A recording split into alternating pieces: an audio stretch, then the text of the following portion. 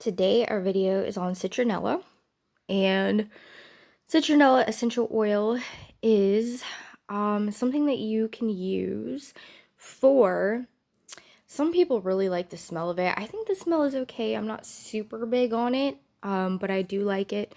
But you can use this for, the main thing that I'm going to mention is most people know that this is a natural bug repellent. So particularly when it comes to mosquitoes and really all bugs in general, I have found that this oil really helps to repel even roaches, in my opinion, in my personal experience.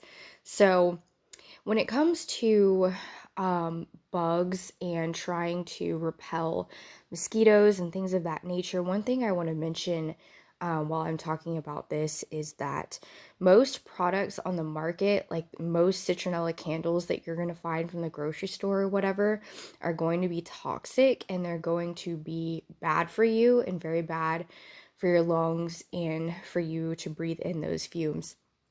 So I really want to point that out. Unless you are getting a specially made natural soy wax citronella candle with real citronella in it, and those you can find on like Etsy or eBay or possibly Amazon, I don't know, but you would have to get them from a specialty store or from someone like an individual that makes these, because they're kind of hard to find. I do have one at my apartment. I love it.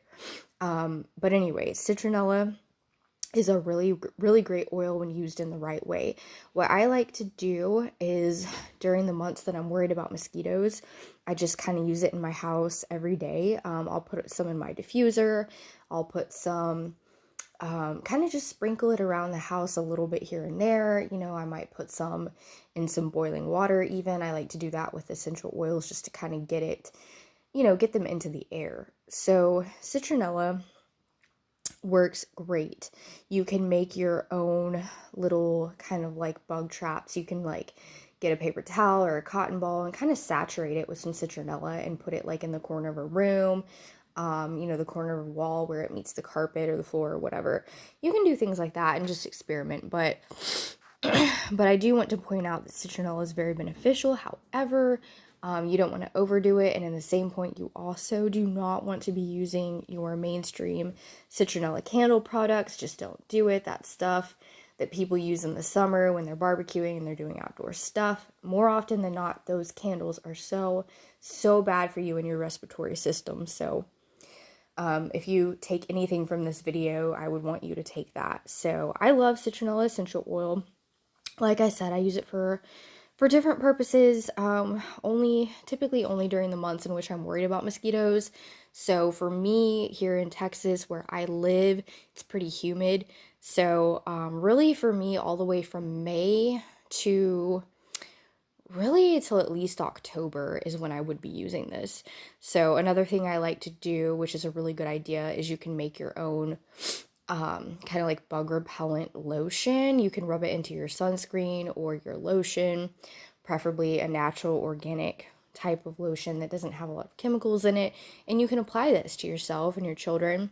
But a little bit goes a long way, and you can take a spray bottle. If you're using a small spray bottle, just mix a few drops of this or several drops into a bottle of filtered water, and you can spray it around your home. You can spray it outside. You can spray it on yourself or your children. Make your own bug repellent.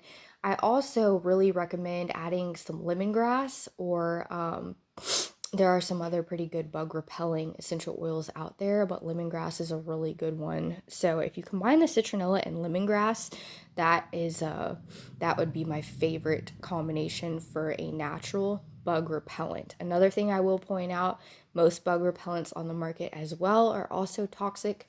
Now, these days they are coming out with more and more products that are non-toxic. So if you buy a bug repellent from the store, just make sure that it does not contain DEET or any of the other toxic constituents that a lot of them do contain. Like off-brand, I think they have a natural one now, I'm not sure, but I know the original off-brand is very, very bad for you. Again, bad for your lungs, bad for your skin, just bad in general. So I do recommend making your own though, just because honestly it's so simple to do, and it's so much more cost effective. Thank you for watching.